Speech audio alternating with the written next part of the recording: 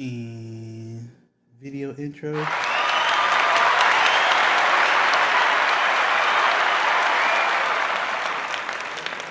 It's time to make some sense. Hey y'all, welcome back to a special episode of Making Sense the Podcast with Taj. I am your host, Taj, and today I am joined by some special folk and who's going to help me talk about the culture of trauma, especially trauma in the Black community.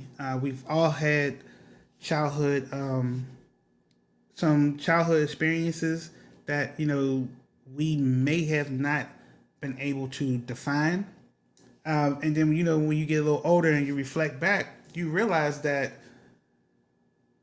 some of that wasn't okay, and then you also realize that like some of your behaviors that you might exude now comes from that. So I'm truly excited for this, and I'm going to have a couple people jumping in. This is live, so if you are on Facebook, YouTube, and go ahead and share this. Click like and subscribe on my YouTube page so you can catch the fresh content. So let me bring everybody in. Introduce them first. This is the first lady of Making Sense the Podcast with Taj. She's known me for a long time. I see her in the green room. She's looking at me like, "Yeah, don't do it, Taj. No." All right, you want me to save you for last? Huh? I'm bringing you on. All right. We'll get to her in a second. The next person I'm going to bring in is bring you in now. I'm sorry. Tell your body though. Okay, there we go. Wait, I'll stop it. No, you're good. I'm turning my volume down just a little bit too. Can y'all still hear me good? Introducing author, educator. She has a book out right now. Tell Me a Story, a collection of shorts. You can find it on Amazon. I will post a link so you can go ahead and show some love. We appreciate patrons. Without you guys, we can't keep bringing this phenomenal content. This is Mrs. Tia Reed. Hello, Mrs. Tia Reed. How you doing? I'm good. We have to get you right. All right, coming up next is a dear childhood friend of mine. We were neighbors for a very long time. I say we've been friends for about 30 years now. You know what? I'm gonna bring her on and let her tell you what it is. This is someone who's always spoke her mind, very articulate, and a wonderful mom, Miss Danielle. Here you go. Hey, how you doing? Hold up. Hello. All right, Danielle, Danny, T. Nice to meet you. Another person I'm about to bring in, I had the pleasure of meeting this young man a few years ago before I had moved down here to Georgia. Him and his queen came out to celebrate with me on a birthday, and they all wrecked me.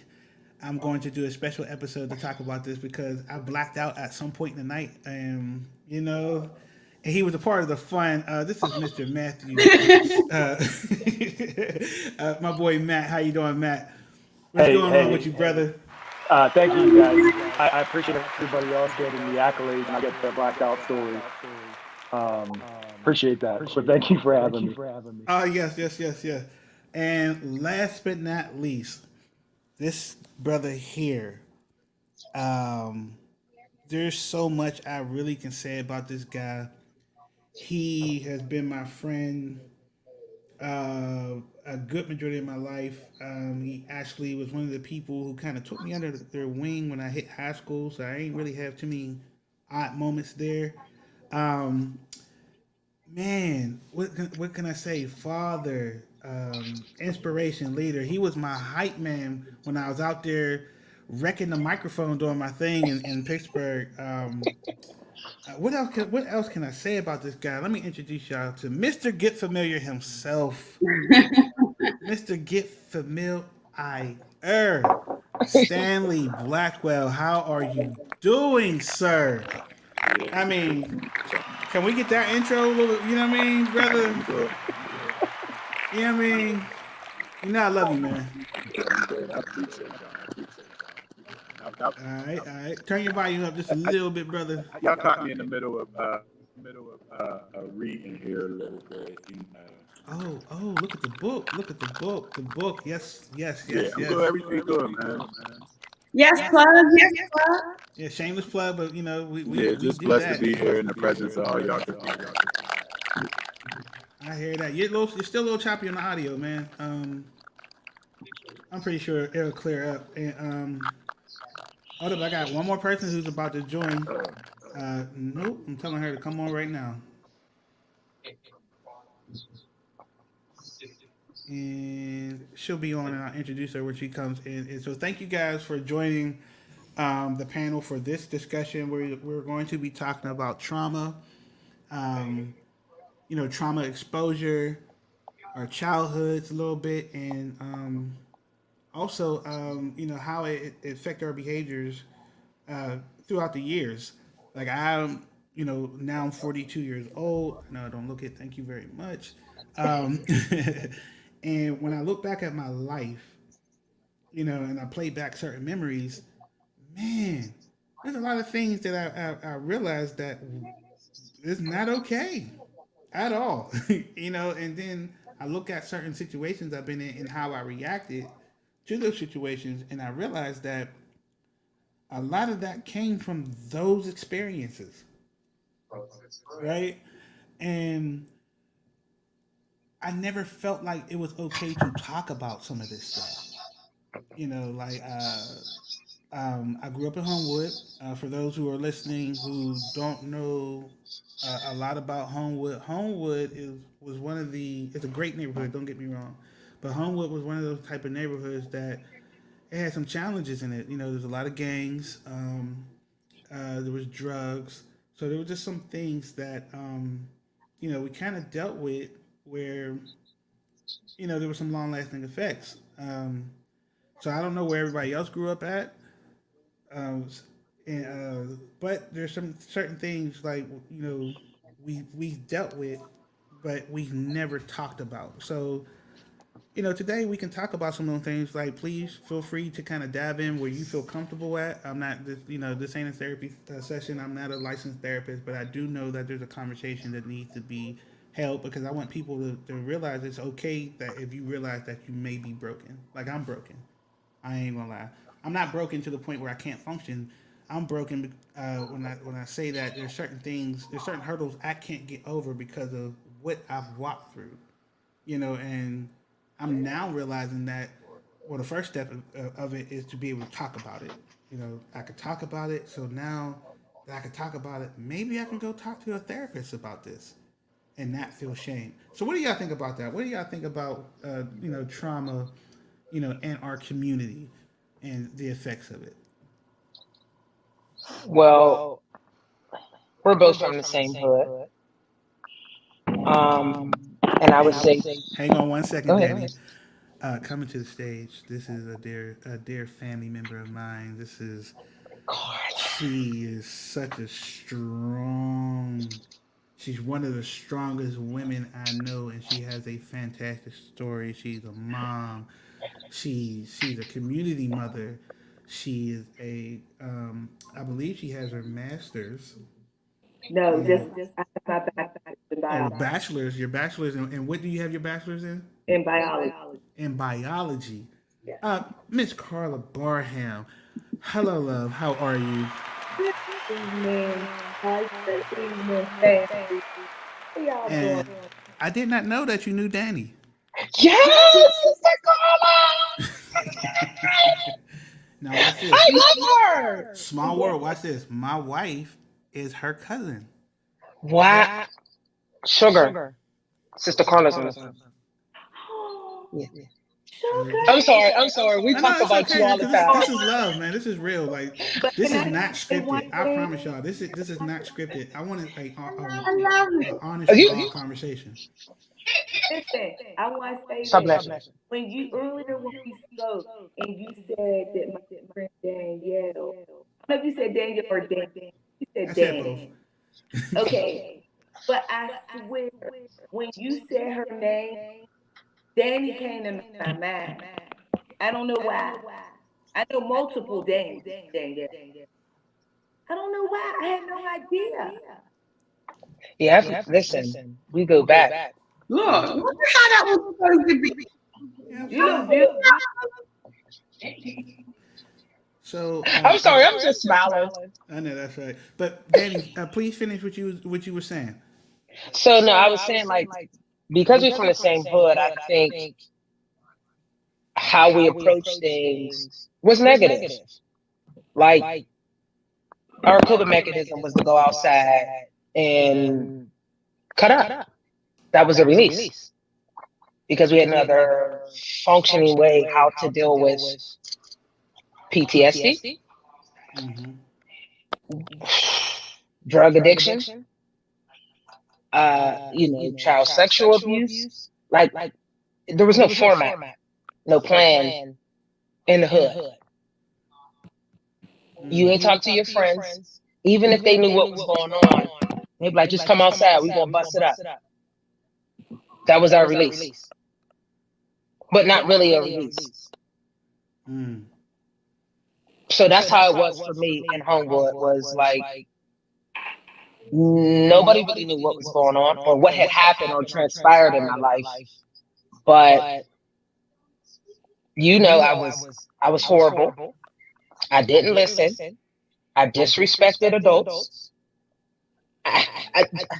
That's just a small caliber of the things that I've done to release what was done to me, but still didn't seek some real help Mm. in Homewood. I hear that. Let me go to Brother Matt real quick. Brother Matt, when you told me where you worked at and you had these conversations um, all the time with staff and I guess the people that you encounter, can you dive a little bit into that and even what was it like growing up? You grew up in Pittsburgh, correct? Correct. Okay, so what was your experiences like growing up there and the other part as well? So I'll start with my what I do on a day to day within the Heights Fellowship. I'm a TA at Obama, and honestly, I spend the majority of my day just giving kids a safe space to speak and be themselves. Because during COVID times, they're faced with a lot of standardized stuff, right? Like there's no freedom to create. I don't know where I saw this quote, but it's something along the lines of people would be a lot more creative if they didn't have bills to pay, right? So I'm trying to let these kids know, like, hey, start thinking for yourselves now and start expressing yourselves now, because who knows what it's going to look like this time next year.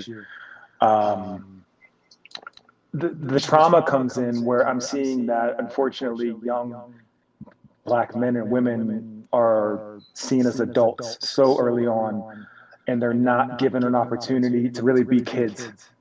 And there's a trauma that comes with that nobody really talks about. So, if for, I'm going to use an example, if a young boy is feeling sad or upset, he's automatically told to man up, right? I've been told that, Taj, I'm sure you've been told that. And you internalize that, and then you don't know how to process it later on.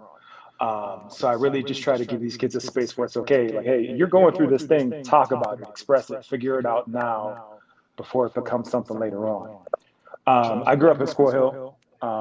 My father was Black, my mom's white. I was raised in a Jewish household. I got funny looks going up and down the street. So I'm not going to sit here and say my life was the most difficult, but I wasn't accepted everywhere I went. And I think I didn't really learn how to navigate that until maybe like sophomore, junior year of high school, where it was like, you know what, bump what everybody says. I have Black friends, I have white friends. Who cares? So I stopped worrying about it, and that's where I'm at now. Man, that's wow. Wow, this is I'm gonna definitely be hitting you with some of these questions because that's an interesting perspective. Let me go with Miss Carla. What side of town did you grow up on? Can you Well, hear me? I grew up in Wilkinsburg. However, my family was raised in Huntsville.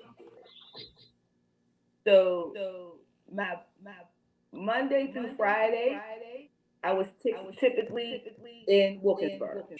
And then my Friday and Sunday, I would go to great grandmother and would spend my weekends there with my aunts.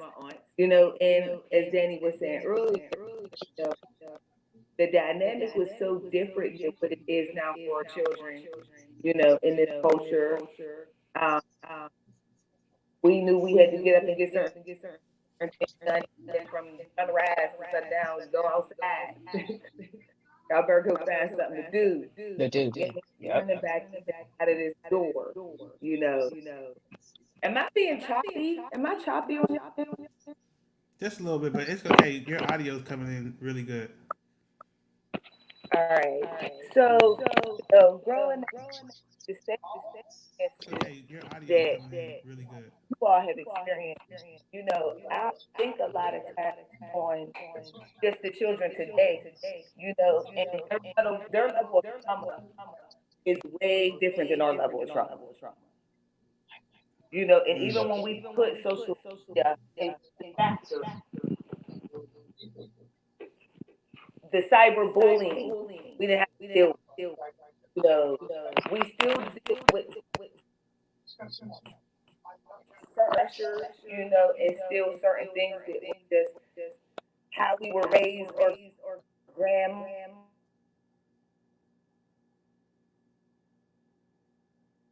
I think she's frozen for a quick second. Well, we'll wait until her come back. Brother Stan, same questions apply to you, man. Can you hear me, Stan?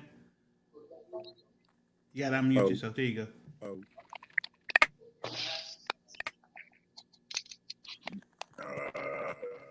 I can hear you. I'm trying to unmute my mic. Okay.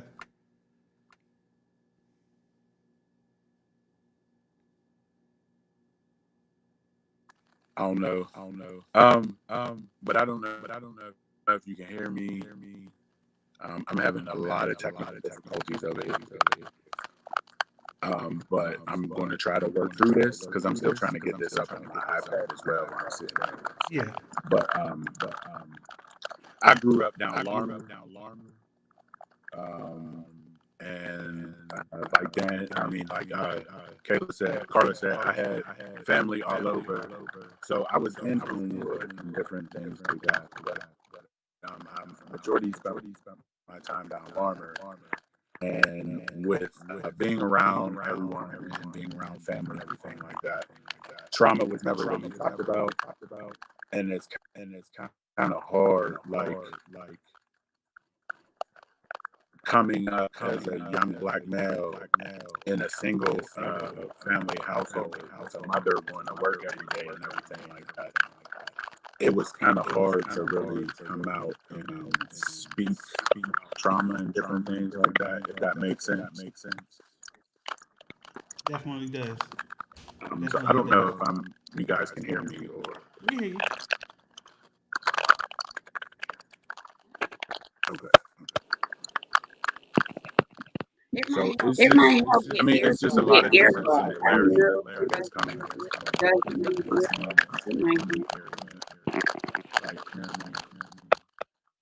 We all have that common bond of being told to suck it up, or like, you know what I mean? You're a man, you can deal with that. Like, you don't have to, you know what I mean? You can't show your emotions. You can't be who you are. You can't, you know what I mean?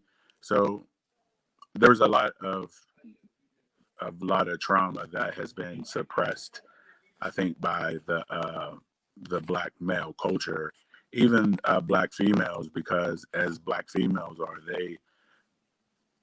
they burden a lot, and you know what I mean. There's a lot of trauma that they have that, you know, they can't. I don't know. I think I'm just all over the place right now because this is like really like a subject to close to my heart, because it's like, you know what I mean? No. You ain't all over the place, bro. This is what this was for, man. I haven't spoken of my trauma, but there are trauma that I have spoken. Absolutely, man. Like I said, bro. No, you ain't all over the place. Like, this is this is, what this is really about. Because, my question is, like, why do y'all think, when it comes to this, it is not talked about? Why is it that we're in this particular place in history where, given what our history has been, why don't we talk about the things, or why are we made to believe that we can't talk about those things? Anybody? Like, I mean, I would say change is difficult. Once you bring something up, then it's like there's an accountability factor that comes with that. So then we're creatures of habits. So we talk about it. That means not necessarily a blame thing, because people have an issue with blame, but just addressing the issue means that I'm holding myself accountable. Then I have to make changes. Not everybody's prepared to make changes. It's not. We like ease. Well, we don't like discomfort, so we go towards what's easy, which is shut up and put up. I don't want to hear about it. You'll be fine. Look at me. I'm fine.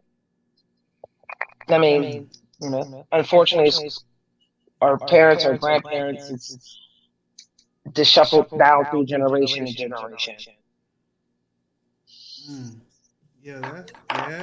That's what I was going to say, Danny. That was crazy that you said that, because I was thinking about that generational thing and us defining like what is fine. You know what I mean? A lot of times we walk around with this, I'm okay, but what is okay? Is what okay barely getting by? Is okay just autopilot? I'm gonna do this until I really can't, until I really just snap.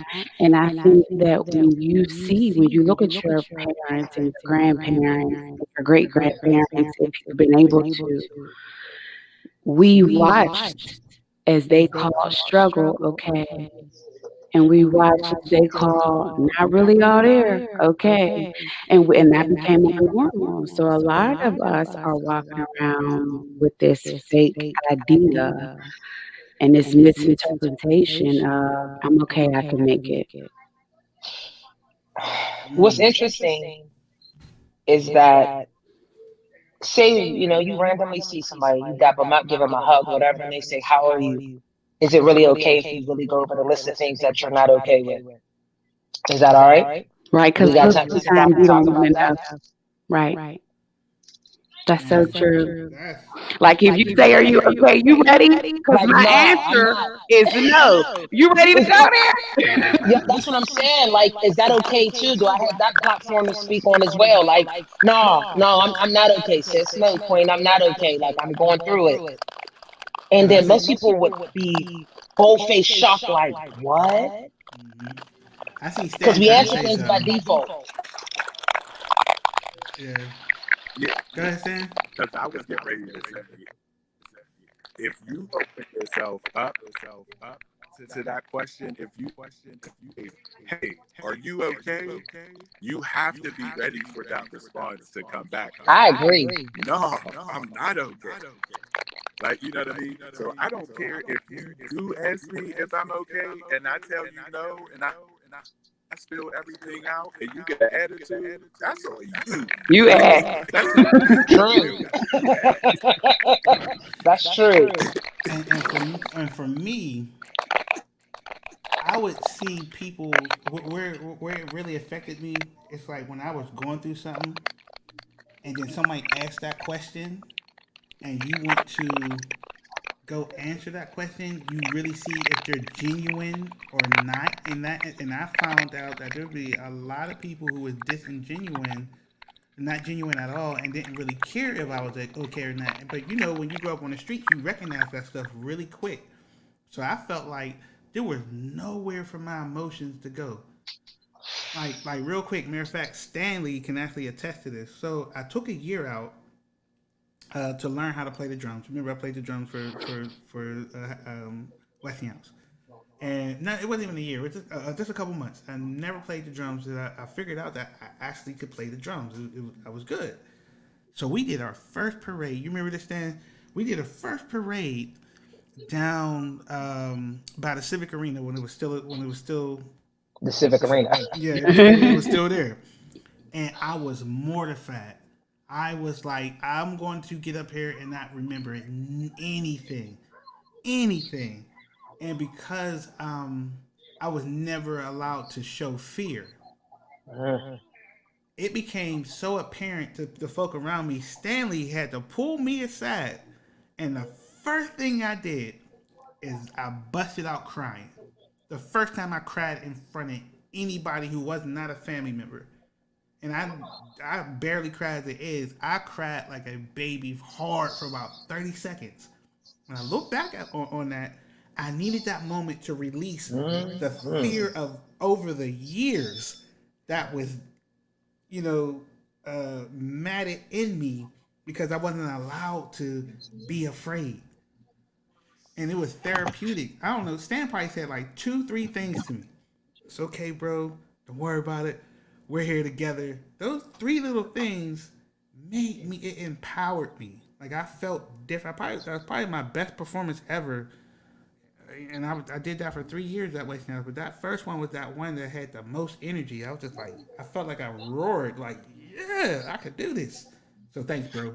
I know we talked about that before, but thank you. That probably comes from a specific place too, Taj. Because if you think about it, like as a man, you're told if you're not first, you're last, right? So that pressure is ingrained on you with everything that you do. So I'm the same way. It's like whatever I go into, it's like instinctually I'm told, man, if I don't conquer this, I'm going to be seen as a failure.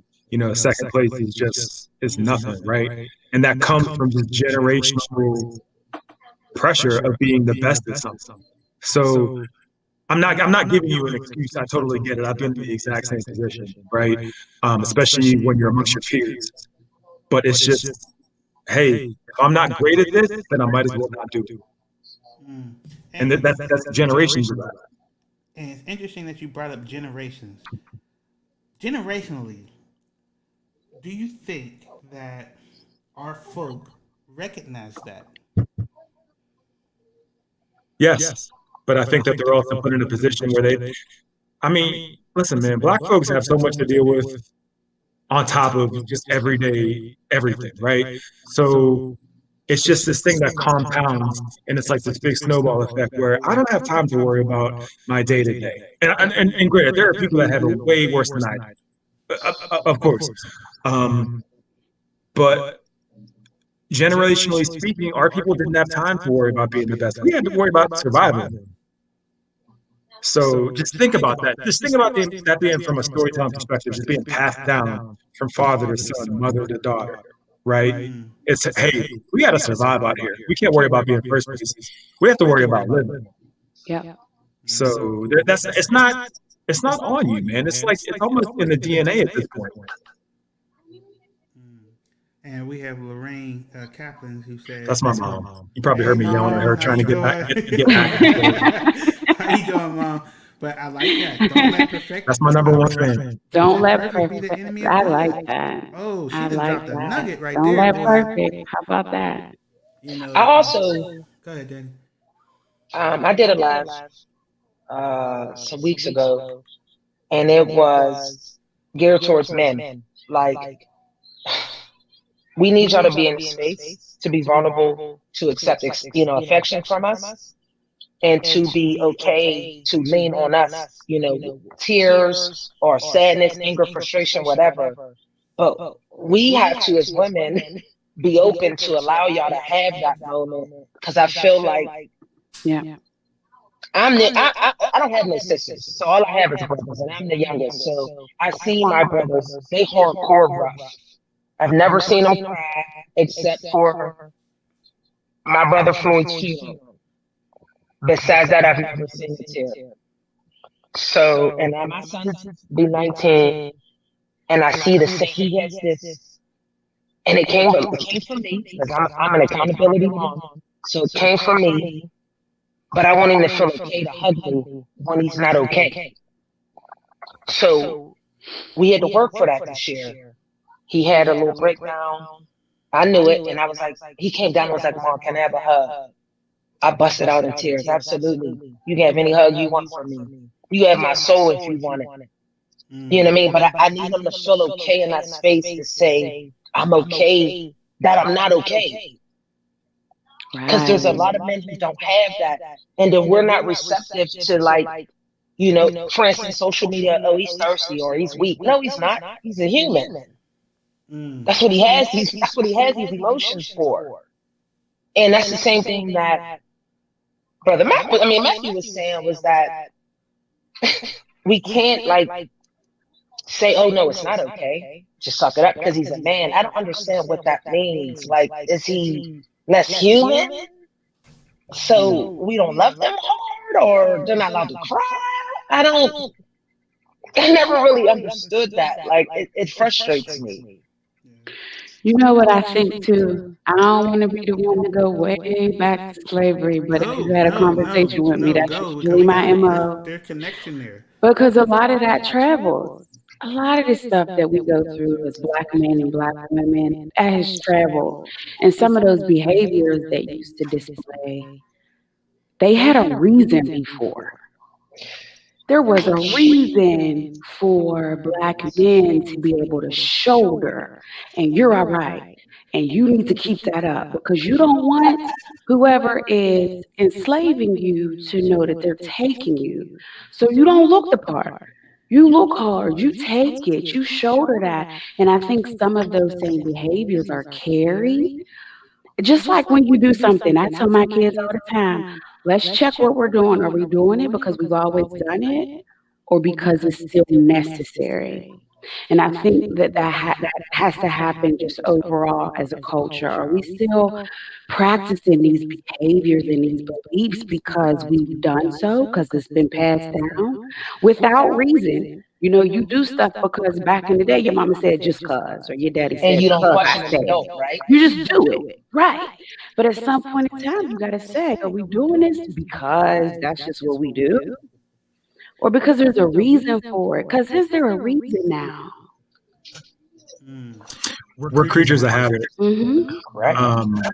There's so many things that I caught myself doing just out of repetition, right? And then it's like, well, why did I do that? What purpose does it serve? And I think the slavery reference is a good slavery because it's not unlike the call center environment, right? Like I feel like I know everybody that's had a poor, and I'm not judging anybody. I mean, if that's great for you, if that's what you'd like to do, but I think everybody knows at least one person that's complained that they had to put themselves in a specific ox code to go to the bathroom or something along those lines. You know what I mean? Mm-hmm. It's not completely different, right? This idea that we're dehumanized and basically made to be an employee ID. There's a lot of trauma attached to that takes away what we would call a freedom. True. I think also, and I'm gonna refer to my notes here.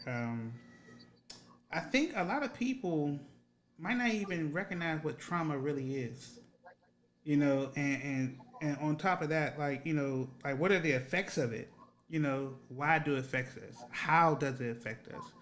And when does it?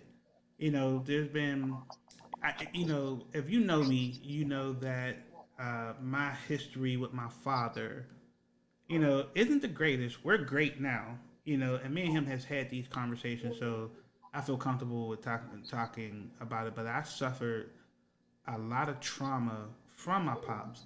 Now here's the thing: I'm such a low maintenance guy. I've been low maintenance since I can remember. I do have expensive taste. That's different. Trust me. I'm reminded all the time. Like, you can't even get me to eat generic cereal, but I don't require much, right?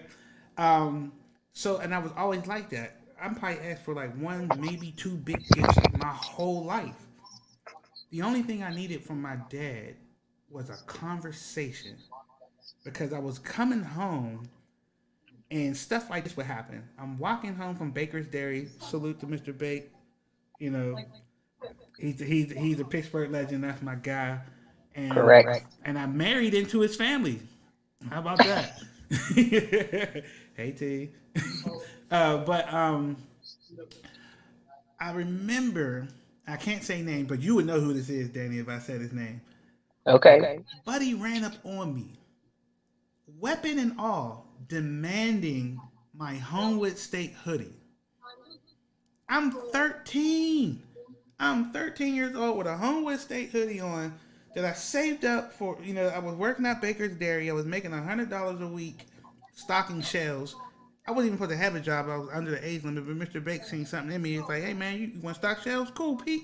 You know how I used to talk. Come on in here, Pete. I got you. So I'm stocking shelves, and I'm proud of this Homewood State hoodie. I'm walking home. I got the paper bag with the penny candy and the frosted cookies, the lemon and the strawberry. Yes, sir.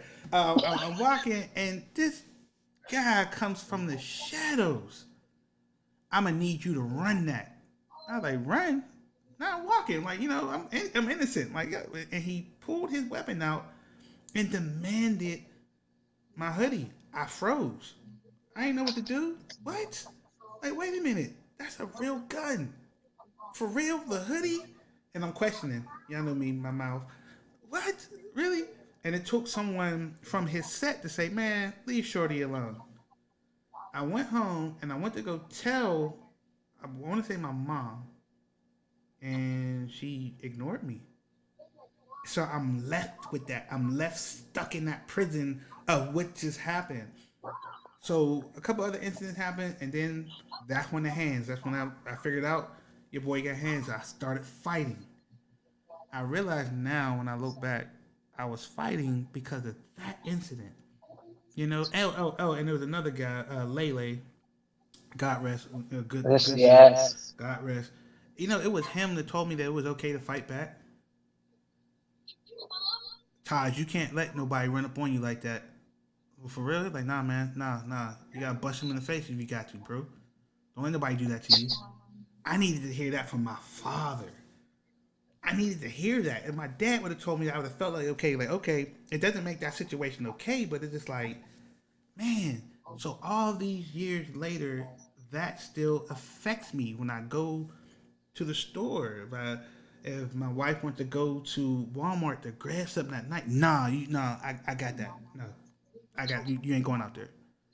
And she's fully capable of handling herself.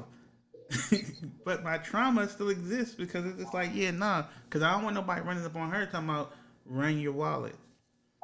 You know what I mean? Like run your purse. Like what? Run your body.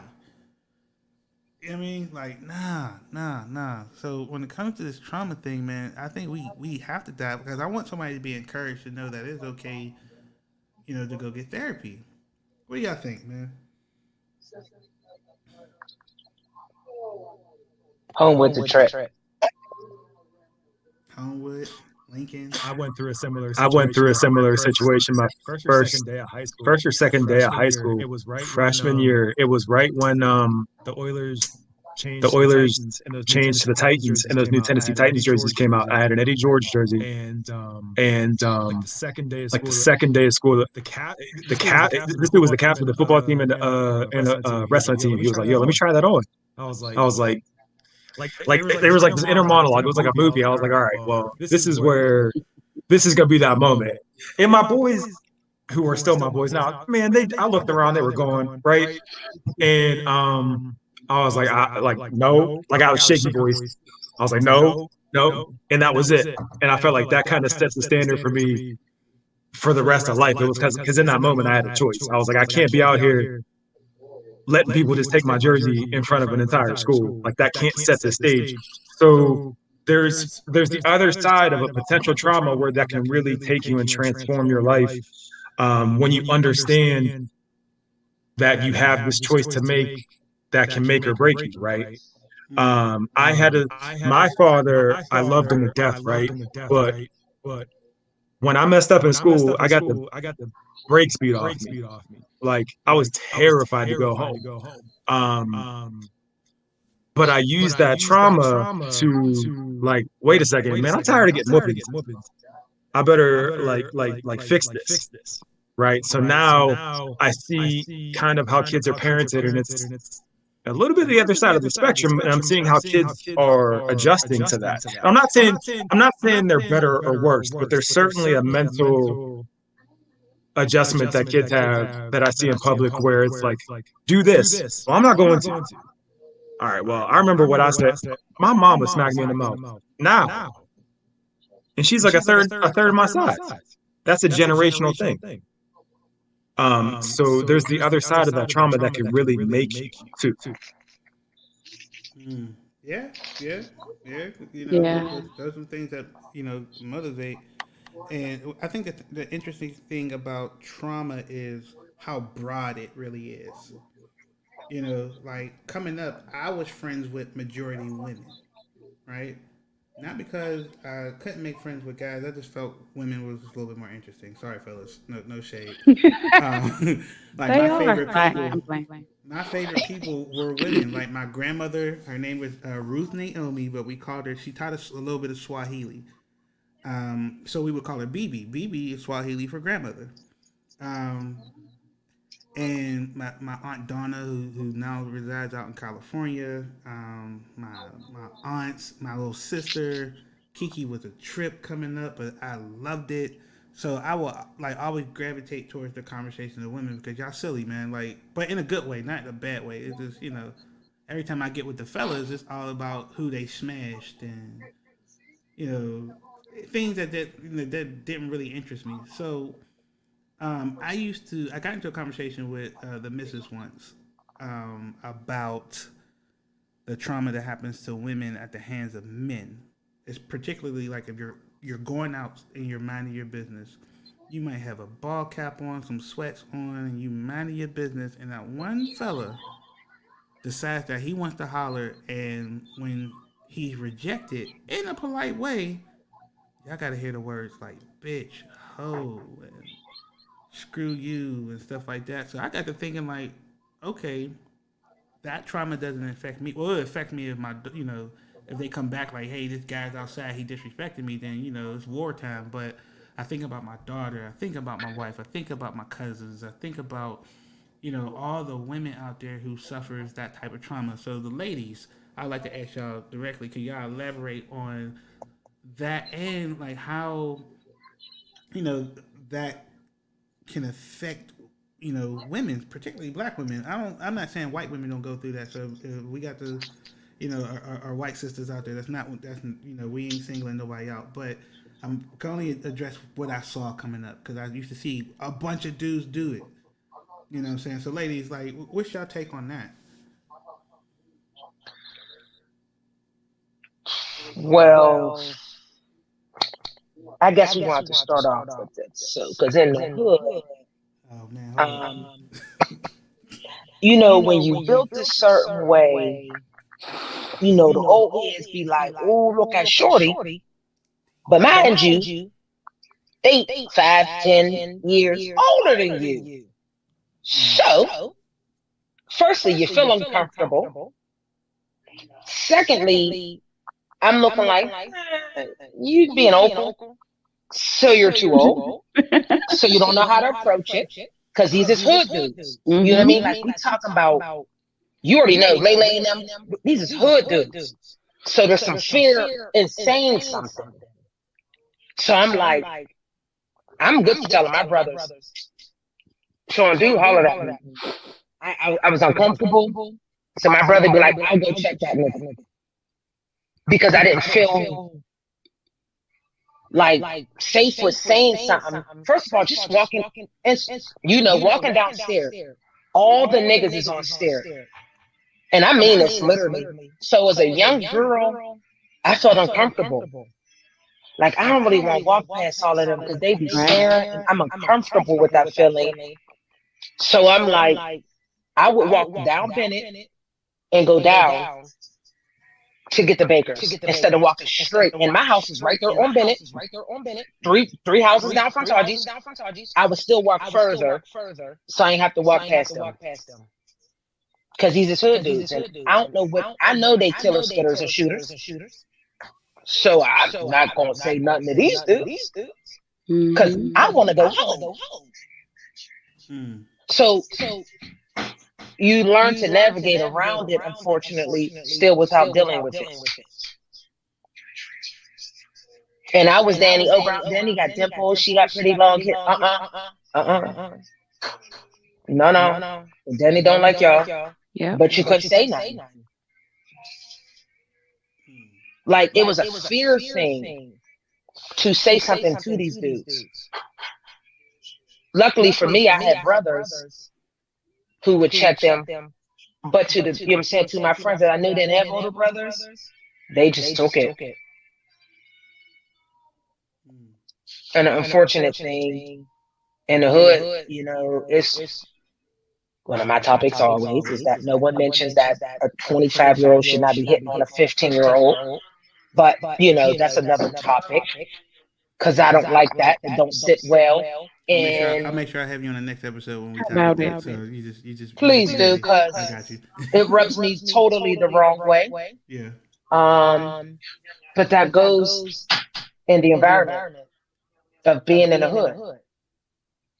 And nobody's gonna say nothing. Why? Because she cute. And he thinks she cute, so that gives him a green light. Mm-hmm.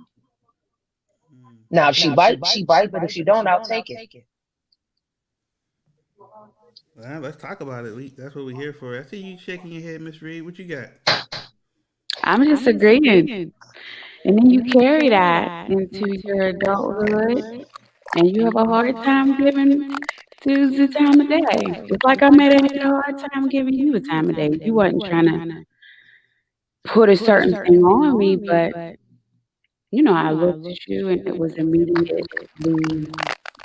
what's his angle? What's he trying to? You know, it's just not a nice little courting process no more. You take all of that stuff that's been done to you and you apply it to the people that you meet. But I think that it creates, just like Matt was saying too, it creates, you know, sometimes, because I'm listening to everybody, sometimes those traumas can create a good navigation tool, you know, because I went through this thing. So now I know how to handle some things that may come up next to it. And so maybe trauma is not always bad. I don't know if I want to say that, but maybe sometimes it will give you what you need in order to get through the next thing. You know, it gives you that just so you're not out here. This is an example. So my daughter, she's 13. She didn't grow up in the same type of situations that we did. And so me and Taj were laughing earlier this year because there's things that I was doing at her age she can't do. And we specifically tried to raise her so that, I mean, she's sheltered. She has what she needs. She really doesn't have to ask for too much. And she's sheltered. So me telling her to go to the store or whatever, just stuff, get on the bus, watch yourself, stay home, watch your brother. She's like, what? What you want me to do? What? You want me to go to the store by myself? Like that's just not her. And so I think that some of those experiences that I lived, even though I didn't have some traumatic upbringing, but I still had to do things and face different things and walk past people and I didn't want to, you know, get spoken to in ways that I wasn't comfortable with. I still had to go through that and live it and figure out how to use that to protect myself. My daughter doesn't have that. I mean, she got her own when it comes to her and her crew, her friends, but there's a lot of things that I went through just living in certain situations that she's not bred for. I think a lot of the young ladies, how can I say, they see things like everything's funny. Everything's a joke. They suppress. Mm-hmm. So whatever happens, it's a large amount of suppression. And it's like, oh, it's cool. You know, and they bust it up with their friends and their friends is laughing, you know, and everything's funny. And I'm sitting there like, well, let's talk about this. And they like,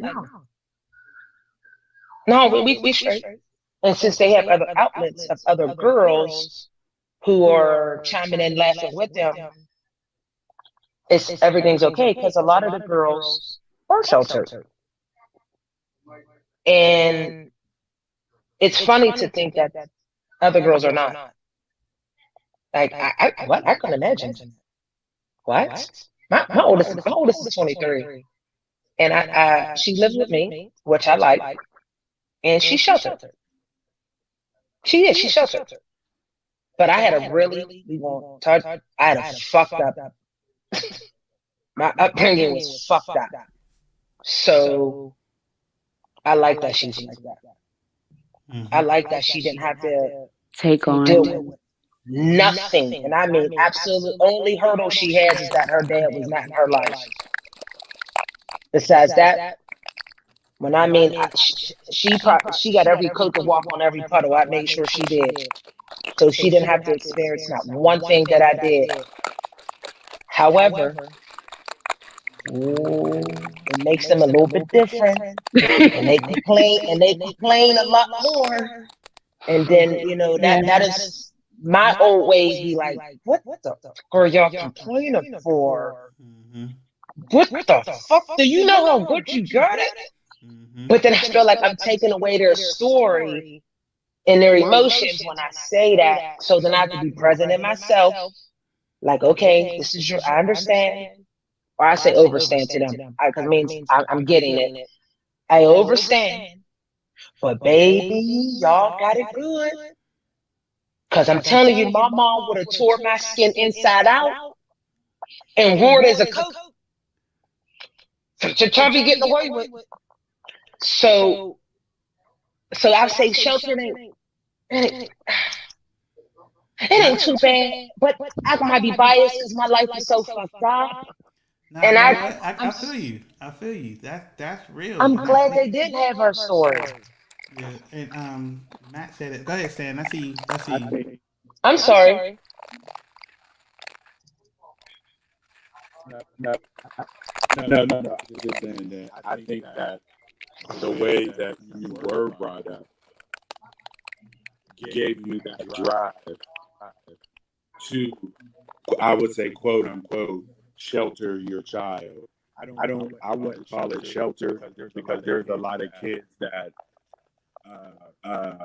go through things like you did as you were young, and you being younger and going through that trauma, you protected your children, your daughter. You know what I mean? I wouldn't call it shelter. I would call it protecting. You know what I mean? Because it's able to allow them to be a kid and experience, their different things and allow them to mess up and different things like that. And you coach them. I do. Like, you know what I mean?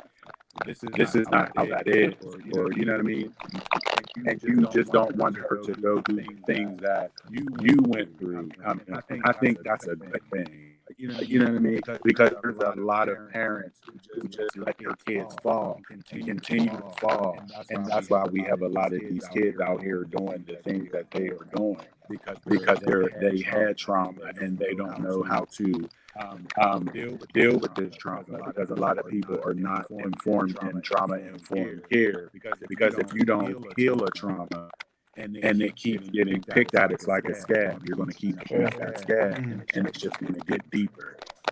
Like, you know what I mean? So I don't believe that you know what I mean? Your kids are sheltered. It's just you don't want them to go through what you went through. Like you said, your childhood was fucked up. Why would you want your kid to have a fucked up childhood? Like, you know what I mean? You have the ability to teach them something different. Like, you know what I mean? They don't have to go through the struggles or different things that we went through because you went through it, and we want to protect your child through it. Because like I was a single father. I was a teenage father. My daughter is now 27 years old. You know what I mean? And there was some traumas that her mom put her through, and even I put her through. That I had to sit down and talk to her and explain to her. Now, me and my daughter have the best relationship ever. You know what I mean? And I don't want her to relive the trauma I had lived as a single child. Like, you get what I'm saying? So I don't think that it's sheltering if you.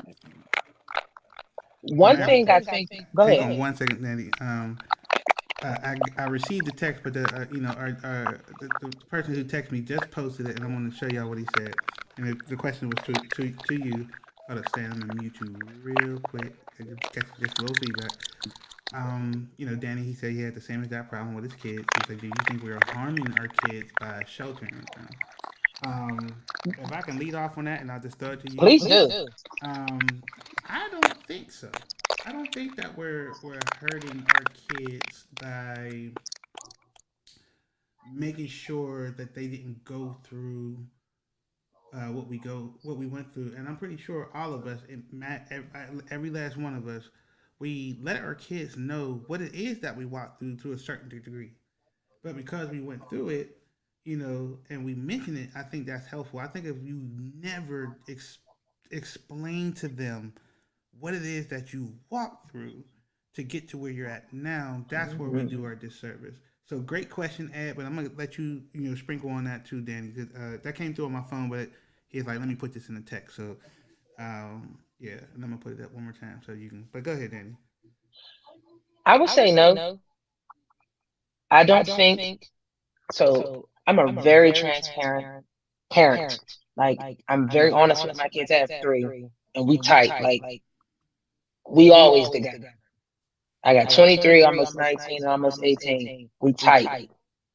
Like, nothing like the relationship I had with my mom. Nothing. But I would say no, because I think my kids, because I think I'm so honest with them, because they know my life. And I mean, at 7, I was molested. Again, at 8. Again, at 9. Again, at 10. Again, at 11. Then from there, my mother physically, emotionally, mentally abused the shit out of me. I don't tell my kids no lies. I'm very honest.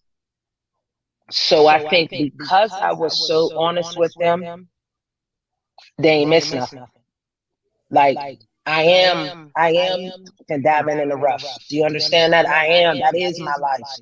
Whatever the hell you thought you was missing, whatever the hell you thought you went through, I done been shot. I didn't like, there ain't nothing. I'm the diamond in the rough. You understand? So I would say no, we're not sheltering them because we know how fucked up it is outside. Yeah. And you just hit on something. I think that's deep that you said that, because I think so.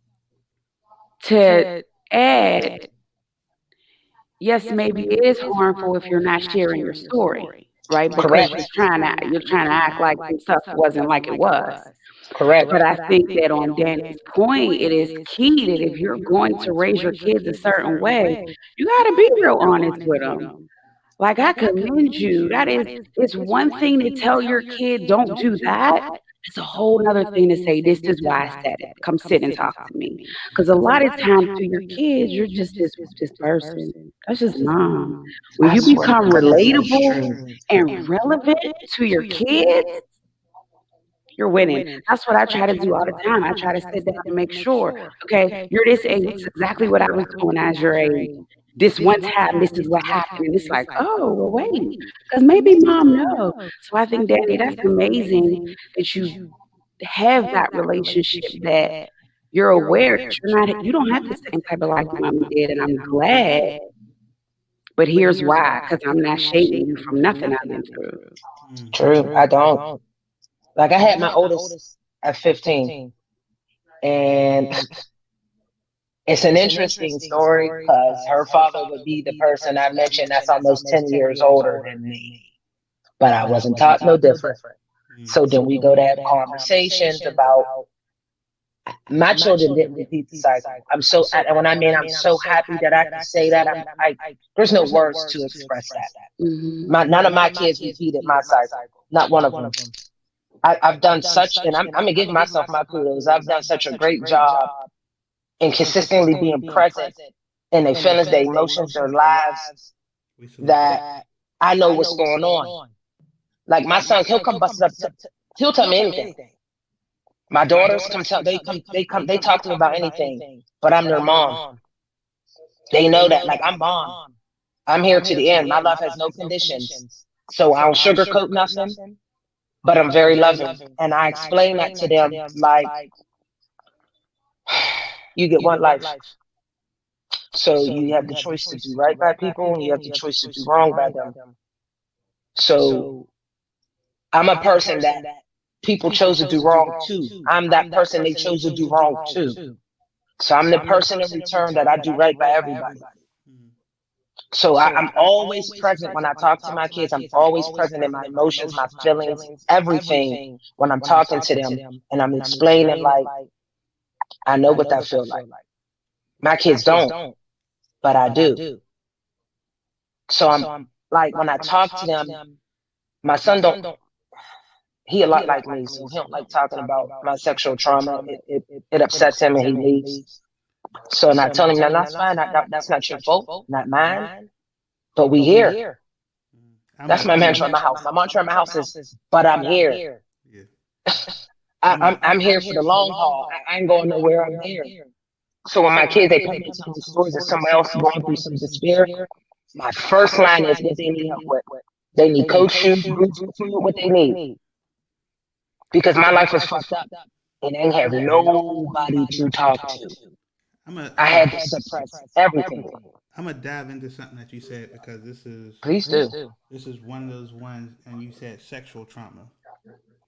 I think me personally, this is just me. I ain't read no report on this, and wow, I'm actually gonna be honest about something that I've never really talked. Well, I talked to, of course, Tia about it, but um, there was an incident when I was a kid. I was living on Monticello, that wasn't too far from Belmar Elementary School.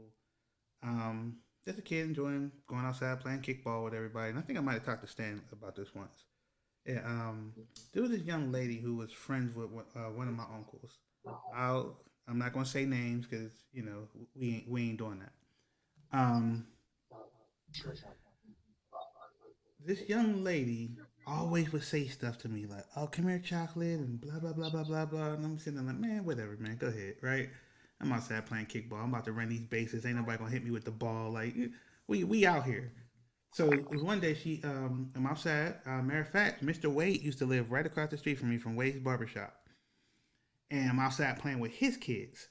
And this lady who was 15 years my senior, um, asked me to come upstairs to help her with something. I'm very helpful. If you ask me if I can lift something for you, I'll do it. I don't do it too much now because I think people just abused it, and I'm like, enough. Like, you know what I mean? So I go up there, and she made some seriously strong sexual advances towards me. I didn't know what to do with that. I promise you, I was trying to escape her room. Like, I'm upstairs on the third floor of this dark house, and she's trying to, in essence, rape me. Right? I remember I went to go say something to my uncle, and he shut it down. Shut it down. Plucked me in my head like, whatever. And I'm sitting there like, are you serious? And I shut down. And the reason why I brought that up because I know there's a lot of people, and I think women may go through it more than men, but I know a bunch of men who went through some type of sexual trauma and is not believed because we're men. You're a man, you're the hunter, you're supposed to have a bunch of women and all this. I was told that as a kid, you're supposed to have as many women as possible. You know what I'm saying? You don't love them, you leave them. Like, it's stuff like that. And I'm like, huh? Right? It's confusing. Like, it's confusing. It's all. So when it comes to sexual trauma, why do y'all think that culturally it is something that gets almost universally ignored? Like, this doesn't happen. Like seriously, I'm like in my field. I'm a relationship educator down here, and I'm in several different high schools teaching healthy relationship skills and job management skills to teenagers from ninth to 12th graders, and even some young adults from 20 to 21. Um, the stories I hear about social pressure to have sex, aggressive people who may have been through traumatic situations, and how Matt even said it. He said it so eloquently, that we're creatures of habit, and a lot of times we repeat. Um, why is it again culturally that this is almost universally ignored? Like why? Like because and I asked that, and then I'm gonna give it to you guys. I asked that because we live in a sex culture now. Everywhere you turn, there's something sex or sex related or sexy put on TV. Y'all remember when Marge Simpson first came out? Marge didn't have a body. Marge didn't have a body. Marge was a board with a blue fro. Now Marge got hips. Marge got cleavage. They be having Marge lay on a sexy poses in certain episodes where she's like, "Oh, Homer," you know what I'm saying? So how is it that this is not now talked about more? I see y'all thinking. If everybody don't mind, I'll say this. So the man who molested me when I was 7 just got released. He'll never in my life. So I'm gonna share this. So I'm going through therapy this year. I'm real open about that. I'm excited about it. It excites me. She asked me the first question is, did you ever cry for the 7-year-old? I said, I wasn't allowed to cry. No crying. So she's like, I want you to cry for the 7-year-old. I want you to cry for the 8-year-old. I want you to cry for the 9-year-old. I want you to cry for the 10-year-old. And I want you to cry for the 11-year-old. So when he was released, I sat on my kitchen floor.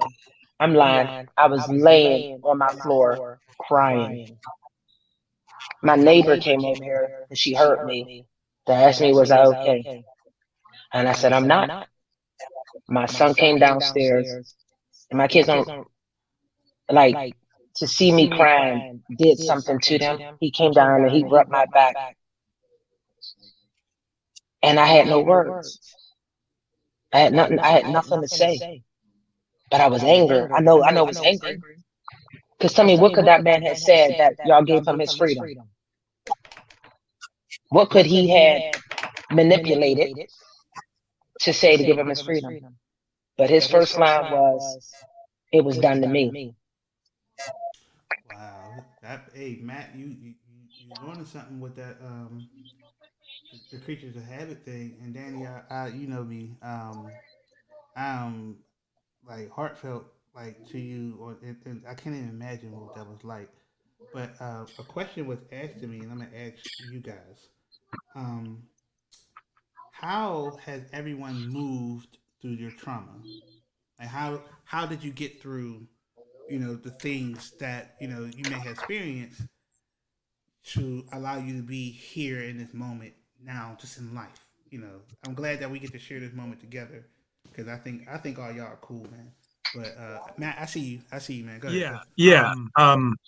I'll speak on that. I think that when I go through my darkest times, and they happen, I think to myself, I'm not going to sit here and let my parents bust their ass for years just for me to sit here and fail both myself and them.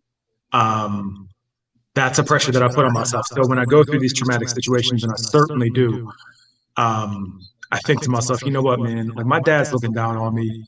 He's not going to be with this, so I shouldn't be with this. And I'm a very spiritual person. So I think that when I see him again, I want to look him in his face and say, I did everything I possibly could to be the best person that I could. Having my first, a little bit of background about myself. So when you met Toy and I, her daughter is not my biological daughter. So I'd never gone through that. I never differentiated. Having my own biological daughter now and seeing what a legacy is about and seeing, like literally looking at a piece of yourself, it almost puts me in this space where I I think almost existentially, right? Like, all right, well, McKenna's gonna look at me one day and be like, all right, well, how did my dad handle this? Just like how I look at it and say, well, how would my father handle this? So it's not just me.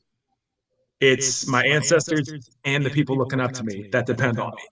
So that's how I get through it, and that's how I handle it. Because if it was just me, all right, well, Matt, go sit in the corner, go quit, go give up. But it's not just me. You know, I have 2 kids in my household that look up to me. I have. There's no room to quit with that. Brother, listen, man. I'm trying my best, y'all, like to hold back, you know, like this stuff, because this is medicine. And again, you know, for our listening audience, the numbers is class, man. Man, these numbers is lovely. You know, this is not we're not therapists. You know, everyone who's like under the sound of my voice, listen, man, we're humans. We're human beings who everyone has a story, you know, and not all of it is bad, but you know, I think to become our full selves, there's certain things that we just got to address. You know, we got to recognize the things that are okay, and you know, be put in a space that we can say, you know what, that's not okay. You know, that really isn't okay. So how can we move forward? I like the when we talked about generationally and stuff like that, because sometimes, like, you know, we'll pass something on generationally and don't even realize that what we're doing. You know, I've heard a wise young lady say once, you know, we live in a state of do as I say, not as I do, and that's wrong. You know, and you know, if my mother is listening to this, sorry, mom. You know, um, there's just certain things that you know we've experienced together that wasn't okay. You know, like I wasn't born in that time. I wasn't. I was born for the now, and I got past my kids to the tomorrow.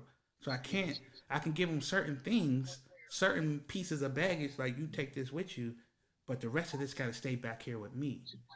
You know, the whole don't ask, don't tell. That's why I laugh. Remember, Danny, I used to laugh at that no snitching thing, right? I get the principle of it, but you're teaching people to house a trauma, to house it. If you know something that could, okay, I'm not gonna say no names, but there's a young lady by the name of Miss Carmen. I could say her name, but I ain't gonna say who her sons were. Her sons, both of them, were taken out. The person who took them out, there was more than 20 people on my very timeline who knew who this person was. 15 of them, I think, maybe 10, seen the act. And no one turned them in. The streets will get them. What? When does that happen? I'll send you the names. When I say the names, yeah. Like, what? The man went to the Trappers. Matter of fact, you might know who it is when I say the Trappers. He went to the Trappers, seen a guy who took out his older brother. Seen him. Buddy seen him. Was like, you know what? It ain't over yet. So homie left. I'm getting out of here.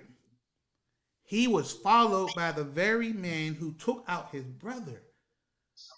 And unfortunately, he met his end. And the person who did it was witness doing this, and no one said nothing. I'm sitting there like, no. And I'm not going to go into pointing fingers and stuff like that. I'm talking about the trauma that came from that.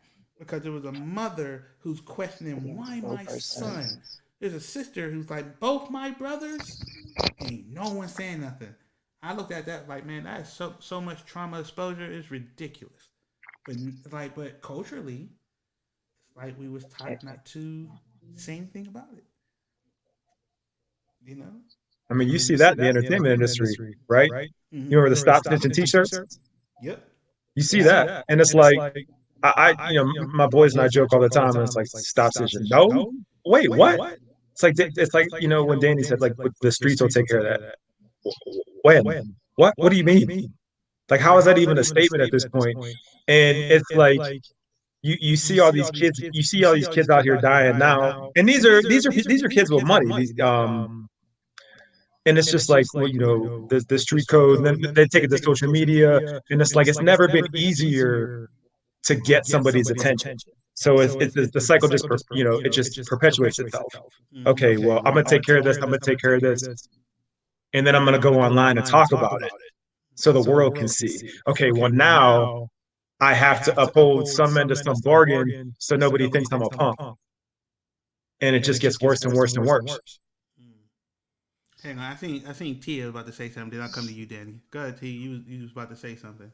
It was to your question, Go ahead. but just to that no snitching thing. You are allowed to snitch when it's a white guy who shoots somebody in the street, right? That gives video. That's a whole nother thing. But that's a whole nother thing.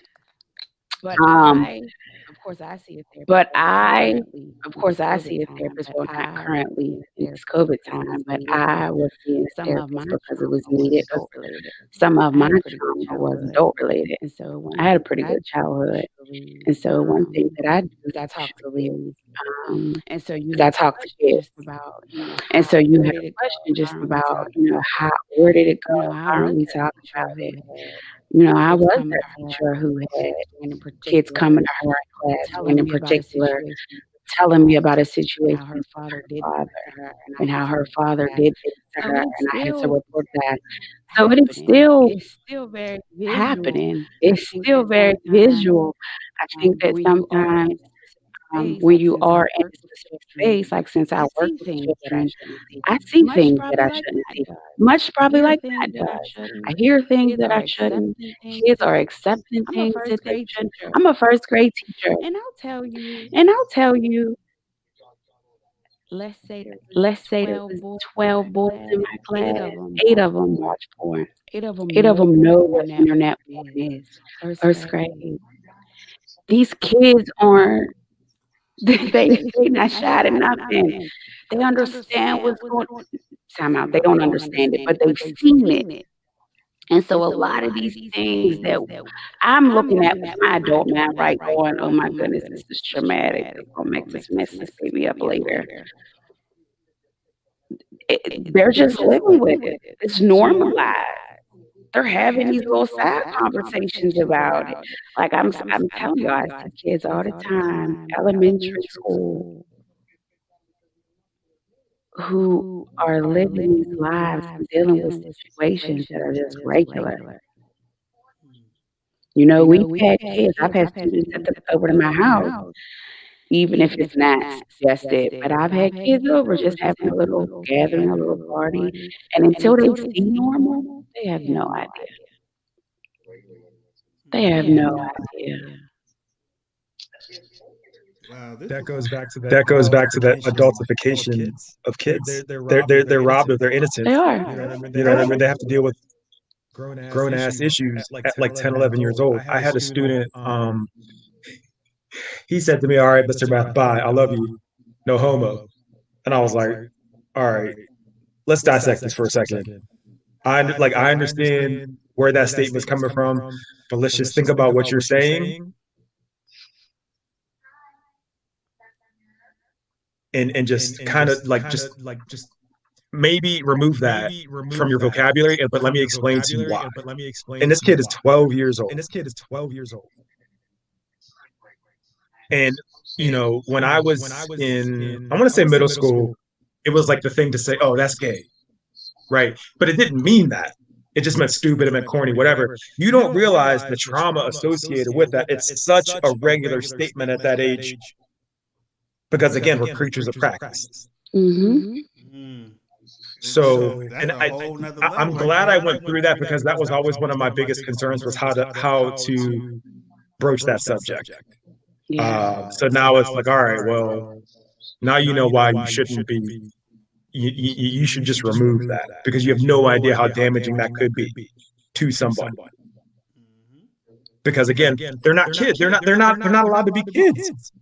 They're not though. They're not really kids. Maybe, the kids they may be 6, they may be 7 years old, but their minds, the things that they've gone through and that they have to experience daily. It's not It's not 6 or 7. And so that's why I was saying, well, what I was started to say is that I go to therapy. I speak to people. I have to get things out because usually I'm one of those people that keep things in me and then it blows up. But just thinking about that, and I think about the kids that I work with, and it's like, who do you have to talk to aside from me? Because I know as an adult, I need to talk about some of this stuff. I need to get some of this out. They don't have that. They don't have that outlet or that access. I mean, maybe with the collection of amazing other teachers that they may have, but this idea of you have trauma or something you carry, let's figure out how you deal with it. They don't even call it trauma. They don't even know that what is going on in their lives is abnormal. So what point do they fix it, or what point do they talk about it? Yeah. Stan said something earlier right before we got started, or he might have been responding to something, but you just kind of hit on it too, and I think it has everything to deal with it because, like, when we, certain subjects become very sensitive, right? Yeah. And I think they become sensitive because of we don't have a space for it to go, and then depending on what the subject matter is, it's crazy. And it's funny that you brought up the gay comment, Matt. It's no secret. Anybody knows me, they know my little sister. You know, I'm gonna be very diplomatic because I hate labels. 'Cause that's my little sister, and that's where the bus stops. I don't care about the labeling and things like that. So my little sister lives an alternative lifestyle, different from mine. And me and her get into a lot of conversations about this. I remember one time she came up to me, and Danny, Kiki. Yeah, of course.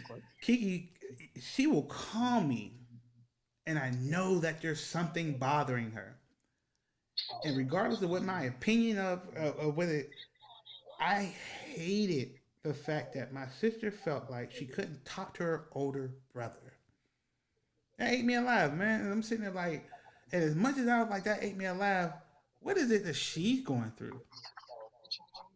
She needs her older brother to be there, and she has this fear that she can't talk to me because she happens to like women, right? And I'm going to talk about it. There's going to be some folk who are going to see this and be like, well, listen, that's my little sister. When my little sister needs her older brother, I am going to be there. No questions asked. God assigned her to me. So until I leave this earth, I'm going to protect my little sister. I don't care who has what to say about any of that. Sorry, y'all. I know I don't usually be doing this, but I have to say that because there's so many stipulations put out there that are trauma, that can lead to trauma, that people aren't thinking. And just real quick, one of my notes talks about how trauma impacts decision making because of stress and because of all these prerequisites and some of the outfits that some of the things that you'll see, like poor concentration, um, indecisiveness, what else, judgment. A lot of people, and I hope folks get this. A lot of people judge because they are dealing with a trauma and may not even realize it. You know, some people are, and it's hard to actually get very specific about that. But again, this conversation was literally to say it is okay. You've gone through some things. It's cool, but it's even cooler to get some help. If you know that you need some help, go for it. Like I promise y'all, and this is real life for me. I've never sat down and talked to a therapist, but I'm looking for a therapist because there's some stuff I got to unpack. In order for me to become my best self, I gotta get rid of it. And guess what? I don't know how to get rid of it. This is a start. Because one of the things in my notes it says, "Oh, what'd you say, bro?" No, I was going to say, go ahead and get you a therapist, man, and make sure your therapist has a therapist. Because if you're unloading all this on his therapy, their therapist, that therapist has to make sure that they have somebody to unload on. Listen, Only because, like, I've done therapy before, and I was one of those skeptical people about, like, you know what I mean? Therapy is for white people. I'm not going to sit down and sit on this couch and lay down and tell this person, you know, what's going on and all this other stuff. But I feel that it's a good thing because this person don't know you. They're objective. You know what I mean? Because I feel is that there are certain people I can go to talk to about certain things and not feel judged or whatever. But there's some people that I don't disclose things to. Like, and I shouldn't have to do that if you're my friend. I know if I call you up, Charles, and be like, hey, I got something to say, like, you know what I mean? We go back and forth, banter, rap, whatever, like, you know what I mean?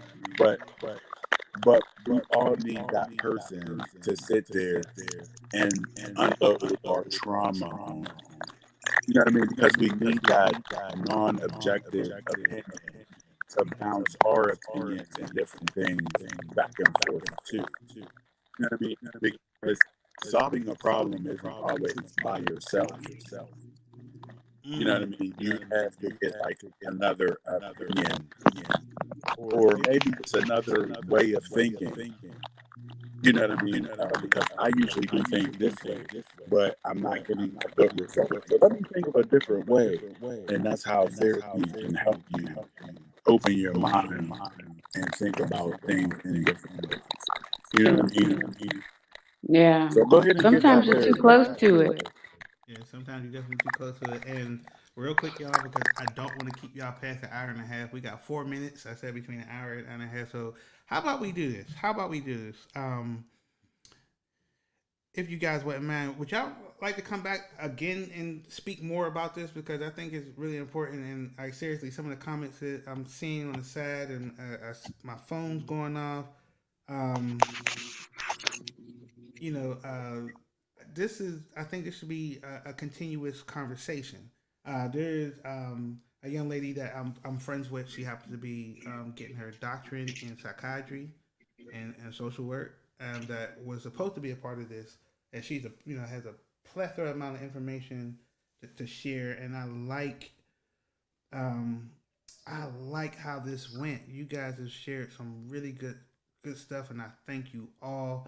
For everybody who's listening, hey, feel free to reach out. Like, everybody on here, I believe would really just say, hey, how y'all doing? So if y'all wouldn't mind, could y'all tell folk how to get in contact with you, like via social? Don't give out your personal phone numbers, because listen, I'm going to deny that I allowed a stalker to start calling you and stuff like that. But how can folk get in contact with you on social media?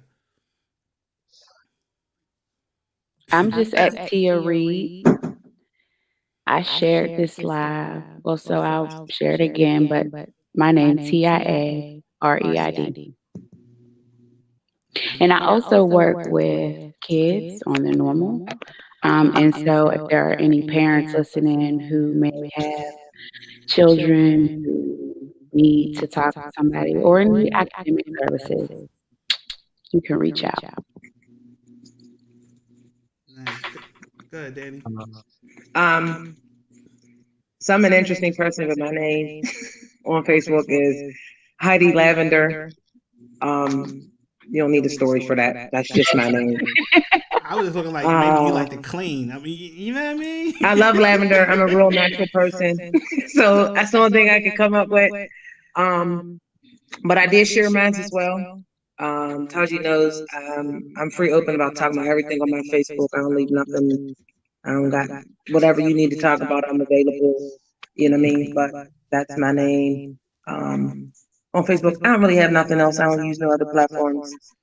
I'll make sure. But that's about it. And when I rebroadcast this, if y'all miss it, don't worry about it. I'm gonna rebroadcast it. I'm gonna make sure I put everyone's information in the description and stuff, just in case somebody wants to say hello, sow a seed. We love patrons, y'all.